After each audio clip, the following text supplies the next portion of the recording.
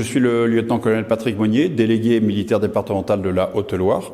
Et au titre de cette fonction, une de mes missions, c'est d'expliquer les politiques et le développement notamment du nombre de réservistes dans les années à venir, puisque le président de la République a décidé de doubler le nombre de réservistes, en passant de 40 000 dans les armées aujourd'hui à 80 000 d'ici l'horizon 2030.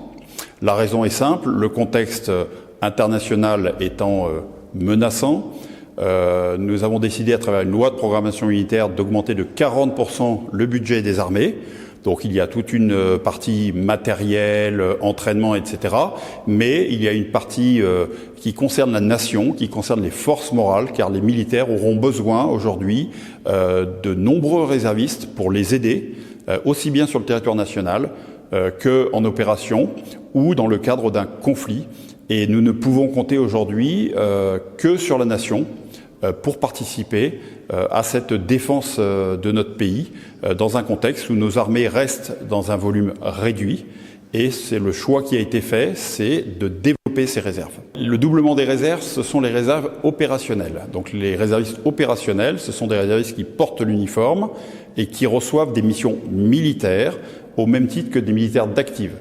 Les réservistes citoyens, ce sont des citoyens qui ne vont pas porter l'uniforme, mais qui vont vouloir s'engager d'une manière ou d'une autre pour aider les armées, faciliter le passage des messages, pour essayer de convaincre la jeunesse, de convaincre la société civile, d'apporter une expertise au titre d'un métier d'universitaire.